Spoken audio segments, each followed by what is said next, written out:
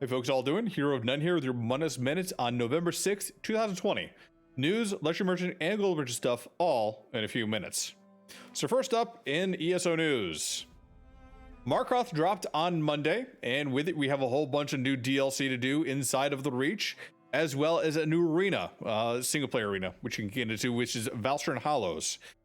With this update, we also had a bunch of new bugs, which unfortunately are affecting the game right now. Things are currently being patched and hotfixed as they go along, but a few notable ones that I can go into. So first up, Lady Balony's portals, Feast of Souls, will cause your character to fall through the world. That was hotfixed, supposedly on the 4th. There are some skills that had resets. Soul Trap and Werewolf Ultimates, notably, are getting reset even if you add skill points to them. So please avoid putting more skill points into them right now. They are working on fixing that. Crown Store was locked for a short amount of time because of a bug. They fixed that. They have a fix scheduled for the next patch, but light attack weaving is currently not working properly.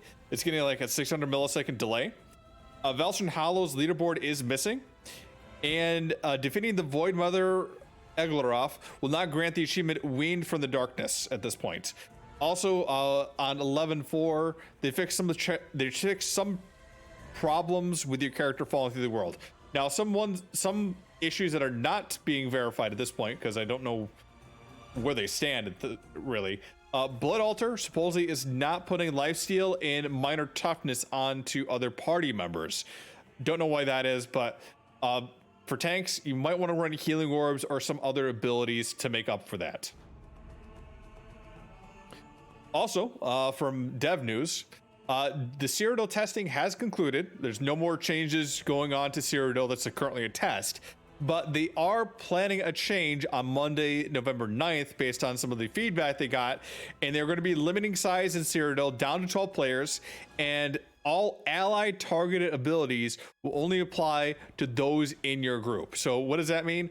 Abilities that will target a player outside of your group won't apply. So things like I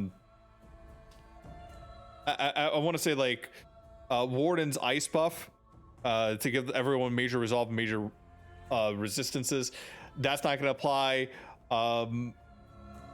Rapid regeneration is not going to apply, but then AoEs, things that you place on the ground, still should apply to everyone that's outside of your group. So something like Healing Springs, Combat Prayer, those should still apply. That again is coming to the 9th. They do have changes that they are considering, but given the fact that the AoE changes didn't really see much more improvement than a 25% reduction in server frame spikes, they seem to be going back to the drawing board on things that they can do to fix lag. Not sure what those things are, but supposedly those are going to be coming up in early 2021. Let us take a look at the Luxury Merchant and the Golden Merchant for this week. So this week, if you have a creepy house you need to decorate, catching up with Halloween, this might be it. You have a bunch of Richmond stuff, a Briarheart tree, a minecart filled with skeleton remains, Reach saplings, Murkmire ossuary, and Witch's remains, sacrificial and offering. Now for the Golden Merchant, 7th Legion's ring, which used to be pretty popular in PvP. I don't think it is as much now, but if you're running something like a health regeneration build, I think this might still be pretty useful. Spriggan, which I think is still useful for dungeons and overworld and even PvP. Trials, probably not so much, given the fact that most penetration is now so tightly monitored and so tightly like niche that you could get away with just doing sharpened on your weapons. I don't think Spriggan's is much meta for trials anymore. It's still a nice set again to pick up for for dungeons and again PvP, whereas people have a lot more armor than you're expecting. For 250k, Spider Cultist's ring, which adds 600 damage to your destruction staff abilities. Probably skip over this one. There's a lot of your good abilities are probably your class abilities, and destruction staff abilities do have a few good ones, but few times are you just using all destruction staff abilities. Trapping of of Invigorating Ring.